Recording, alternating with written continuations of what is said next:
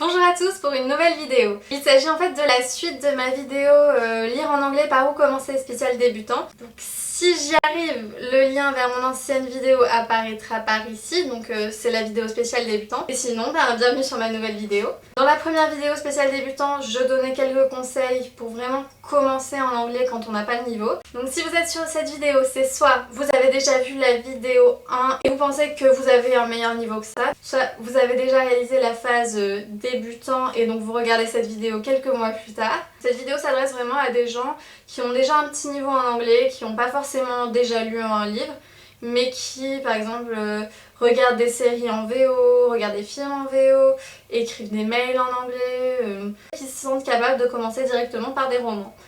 Alors, je vais quand même vous répéter les conseils que j'ai donnés dans la première vidéo, c'est-à-dire de ne pas acheter des livres en ligne en anglais quand vous commencez à lire en anglais parce que vous pouvez tomber sur des mauvaises surprises. Donc j'ai donné l'exemple de Narnia qui a l'air d'un livre tout simple mais qui est en fait écrit en assez vieil anglais, donc avec des mots que l'on ne retrouve pas sous cette forme actuelle dans le dictionnaire. J'ai donné aussi l'exemple de Anne Berry qui est écrit en phonétique pour représenter les accents et les manières de parler d'une certaine époque, donc les mots ne se trouvent pas dans le dictionnaire. C'est pareil par exemple pour Outlander. Là aussi c'est écrit en phonétique pour l'accent. Quand on ne sait pas, donc on achète sur internet et on se retrouve face à ça, c'est vraiment très difficile à lire, même pour quelqu'un qui a un niveau bilingue. Mon gros conseil c'est vraiment de regarder ce que vous achetez en magasin. Je vais quand même vous donner quelques infos de choses à ne pas faire, enfin que je ne conseille pas de faire en tout cas. La première chose c'est de commencer à lire en anglais avec du fantastique, de la science-fiction. Vous allez vite vous retrouver perdu avec du vocabulaire que vous ne connaissez pas, du vocabulaire inventé par l'auteur qui n'aura aucune connotation pour vous, alors qu'en français elle en aura forcément une parce que le traducteur va essayer de trouver un mot qui vous rappellera quelque chose, qui aura une connotation pour vous et qui vous permettra donc de comprendre de quoi on parle. Mais si on commence par du fantastique en anglais, c'est assez difficile parce que vous serez confronté à un univers que vous ne connaissez pas, des mots que vous ne connaissez pas et que vous ne trouverez pas dans un dictionnaire. Autre chose, je déconseille de prendre des romans qui font plus de 300 pages. Pourquoi ? Tout simplement parce que quand on commence à lire en anglais, on lit lentement. On peut rien faire contre ça, c'est pas notre langue maternelle, on n'a pas forcément encore le meilleur niveau. Même moi, avec le niveau que j'ai aujourd'hui, je lis quand même plus lentement qu'en français, c'est sûr et certain. Donc quand on a un livre de plus de 300 pages et qu'on commence à lire en anglais, on désespère un peu parce que quand on lit 5 pages, 10 pages à la fois et qu'on ne voit pas arriver le bout du roman, qu'au bout de 2 semaines on en est à peine à la moitié, c'est vrai que c'est un peu déprimant et vous allez avoir l'impression en fait que le roman ne se termine jamais et ça va vous frustrer. Donc premier conseil c'est de vraiment tabler sur des romans courts. Maintenant je vais vous donner quelques conseils de choses assez faciles à lire que des personnes avec un niveau correct en anglais peuvent facilement arriver à finir. Alors tout d'abord vous pouvez tabler dans le chick lit. Alors pour ceux qui n'aiment pas ce genre, c'est pas grave, vous écouterez mon prochain conseil. Sinon en fait c'est des romans simples avec lesquels on ne se prend pas la tête. Ça se passe toujours souvent en été, des petites romances, des petites histoires, travail, amour, amis, famille, enfin vraiment c'est des trucs basiques. Et donc ça se lit vite, les dialogues sont souvent simples et il y en a beaucoup, donc c'est vrai que aussi ça il faut faire attention dans un roman. Quand il y a beaucoup de descriptions, on lit encore moins vite, donc essayez de regarder des romans où il y a pas mal de dialogues. Et dans le chick lit, il y en a souvent pas mal, donc c'est des romans faciles à lire, qui se lisent à la plage sans se prendre la tête. Donc c'est vraiment un type de roman que je conseille à des gens qui commencent à lire en anglais. Autre solution pour commencer à lire en anglais, en fait c'est les relectures. Alors s'il y a des livres que vous aimez beaucoup, que vous avez envie de relire, quand vous êtes dans cette situation, plutôt que de le relire, ce que je vous conseille c'est de l'acheter en anglais et de le relire. Alors d'un côté vous pourrez relire votre roman, donc vous serez content, c'était une relecture que vous avez envie de faire. Et d'un autre côté, donc ça vous permettra de vous relancer dans une histoire que vous connaissez déjà, donc vous ne serez pas perdu, même s'il y a du vocabulaire que vous ne connaissez pas, vous comprendrez facilement.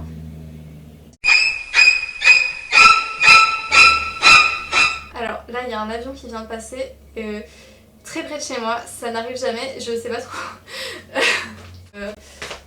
Désolée. J'ai été un peu surprise par l'ombre et le bruit, mais c'est pas grave, on recommence la vidéo comme si rien ne s'était passé. Donc, voilà, les relectures, c'est une bonne idée, donc vous pouvez en plus utiliser votre livre en français, et lorsque vous ne comprenez pas un passage ou quoi, vous pouvez vous replonger dans ce chapitre en français et les comparer, ce sera vraiment plus facile pour vous y retrouver, c'est une chose que j'aime bien faire. Par exemple, je sais que beaucoup de gens l'ont fait avec Harry Potter, c'est une bonne idée parce que je suis sûre que vous avez quasiment tous les livres Harry Potter chez vous. Donc il suffit de les acheter en anglais, de les lire en anglais, et si vous comprenez pas quelque chose, bah, vous pouvez toujours vous fier à la traduction que vous avez chez vous. Après, un genre qui est vraiment hyper utile pour les étrangers, c'est le young adult. Les phrases sont plus simples, ce sont des romans qui s'adressent à des adolescents. Donc ils sont pas forcément tous hyper simples, hein. C'est une généralité là. Mais ce sera plus facile à lire pour vous. Et il y a vraiment tous les genres, il y a la science-fiction, chick lit, dystopie, romance, enfin il y a vraiment, vous pouvez trouver de tout dans le young adult, mais les livres sont beaucoup plus accessibles.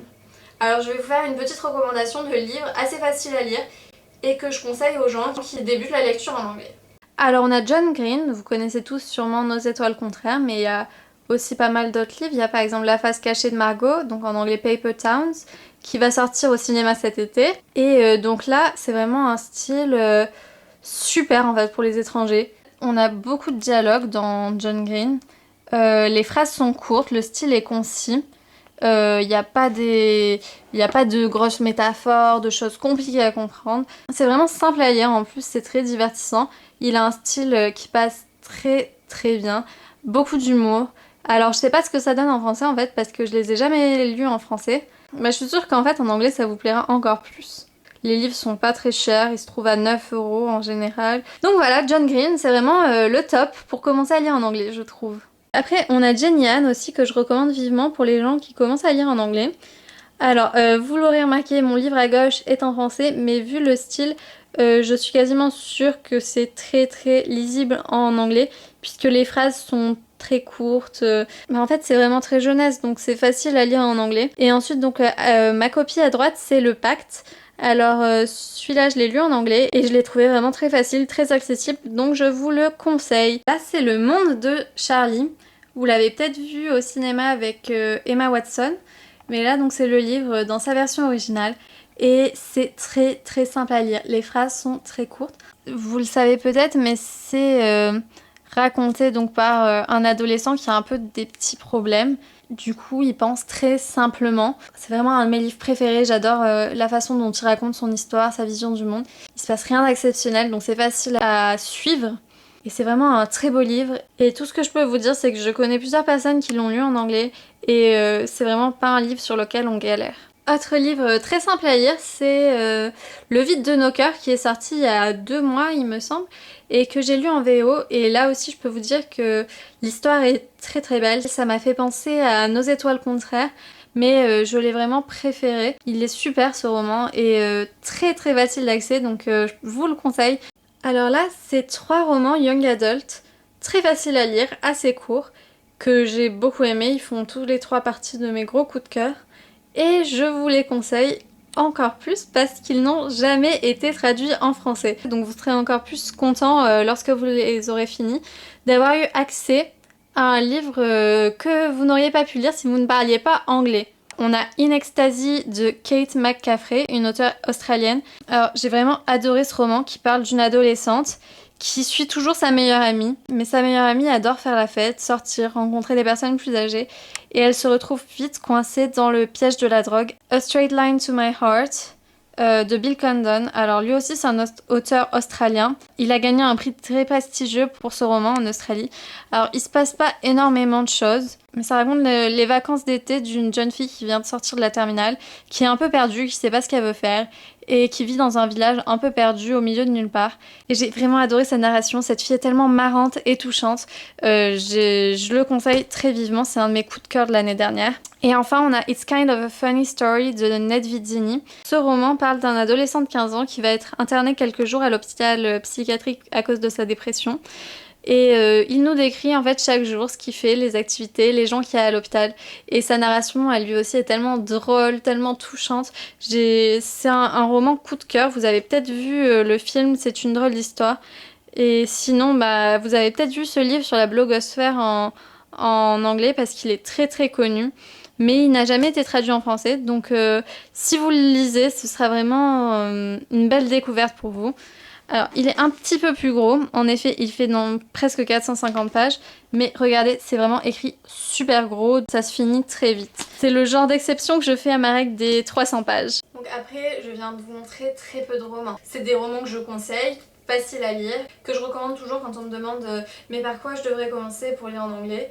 Et vu que je les ai lus, en fait, je peux vous dire que le niveau est assez simple. Après, bon bah vous trouverez des tas et des tas de livres en Young Adults. C'est pas moi qui vais vous apprendre qu'il y en a des milliers. Je souhaitais quand même vous donner mon avis sur quelques livres, vous en conseiller quelques-uns. Comme ça, vous pouvez être sûr en fait d'arriver à les lire. Après, je connais pas le niveau de chacun, mais c'est des livres qui ne demandent pas un niveau super élevé en anglais. Autre conseil que je donne, si vous avez une liseuse, n'hésitez pas à lire en anglais dessus parce que la plupart des liseuses ont un dictionnaire intégré. Si vous cliquez sur le mot, il apparaîtra en français ou alors directement en anglais si vous souhaitez plutôt passer par les définitions anglaises. Mais vous pouvez avoir la traduction facilement. Ça vous évite de vous freiner dans votre lecture et d'ouvrir le dictionnaire et de chercher un mot. Mais le problème avec ça, c'est que vous ne retenez pas forcément les mots. Donc je peux vous conseiller de les surligner sur votre liseuse et de temps en temps, de les noter dans une liste comme je vous ai expliqué dans la première vidéo, de les relire, de les répéter, de cacher la colonne en anglais, d'essayer de deviner les mots. Il n'y a pas besoin de faire ça pour tous les mots, mais au moins ça vous permettra d'apprendre quelques mots par livre et d'enrichir votre vocabulaire. Maintenant, le problème que beaucoup de lecteurs ont quand ils commencent à lire en anglais, c'est qu'ils n'arrêtent pas d'ouvrir leur dictionnaire. Et malheureusement, quand on fait ça, ça nous freine dans notre rythme de lecture. C'est agaçant, on a la flemme et finalement, au bout d'un moment, on arrête de lire en anglais. Ce que mes profs m'ont souvent conseillé et que je continue à faire, plus très souvent maintenant parce que même quand il y a des mots que je connais pas, j'ai appris à en déduire le sens sans chercher dans mon dictionnaire. Mais alors, en fait, ce qu'il faut savoir, c'est que les mots les plus récurrents du roman viendront toujours dans les 5 premiers chapitres.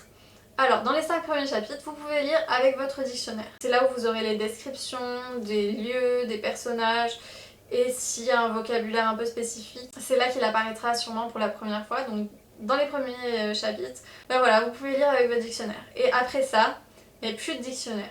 Vous lisez. Bon après c'est sûr que s'il y a un mot qui vous bloque, que les personnages se disputent autour de quelque chose que vous ne comprenez pas, c'est sûr que vous pouvez ressortir votre dictionnaire. Mais essayez en fait de lire la phrase dans son ensemble et quand il y a un mot que vous ne connaissez pas ensuite, de voir à quoi il peut se référer dans la phrase et c'est que comme ça en fait que vous arriverez à vraiment avancer dans un roman. Parce que si à chaque fois que moi je tombais sur un mot que je ne connaissais pas, j'ouvrais mon dictionnaire, en fait je mettrais un mois à lire chaque roman parce qu'il y a forcément, même si j'ai un bon niveau, forcément des mots que je ne connais pas. Mais en fait je m'en rends même plus compte. Bon c'est sûr que si on m'arrêtait à ce point-là de la phrase et qu'on me disait ah traduis ce mot comme ça maintenant sans dictionnaire, j'y arriverais pas. Mais en fait je m'en rends même pas compte quand je lis puisque je lis la phrase dans son ensemble et je m'arrête pas sur chaque mot que je comprends pas. Et en fait c'est à force de lire qu'on arrive à faire ça. À force de s'habituer à déduire des sens, des phrases, on y arrive au bout d'un moment en fait à passer outre ces mots qu'on ne connaît pas. Donc la seule façon d'y arriver, c'est de lire beaucoup en anglais et d'éviter d'ouvrir son dictionnaire à chaque fois que l'on ne connaît pas un mot. Donc voilà, c'était mes conseils pour commencer à lire en anglais quand on a déjà un certain niveau. Alors les gros points à retenir, c'est toujours regarder ce qu'on achète, donc essayer d'acheter le plus possible en magasin. Éviter les gros pavés, éviter le fantastique, des sagas comme ça qu'on n'a pas lu en français. Si c'est une relecture, ça peut être sympa en fait, parce que vous pourrez vous aider du livre en français. Mais si vous souhaitez lire par exemple Le Labyrinthe sans l'avoir lu en français et que vous n'avez jamais lu en anglais, ça risque d'être un peu compliqué. Donc voilà, je vous laisse partir à la recherche de vos livres. Si vous avez des questions en plus, n'hésitez pas à me les poser en commentaire si vous avez besoin davantage de conseils parce que forcément j'ai pas peut-être pensé à tout dans cette vidéo. Je vous ai vraiment donné les conseils qui m'ont été le plus utiles en fait, des conseils de profs, des conseils d'amis, des conseils de personnes qui lisaient déjà en anglais. Donc voilà, j'essaie de vous retransmettre un peu tout ce que j'ai appris au fil de mes lectures. Mais je serais ravie de vous aider encore plus, donc n'hésitez pas à me poser des questions dans les commentaires, je serais ravie de vous aider. Donc j'espère que cette vidéo vous aura plu et à bientôt pour une prochaine vidéo.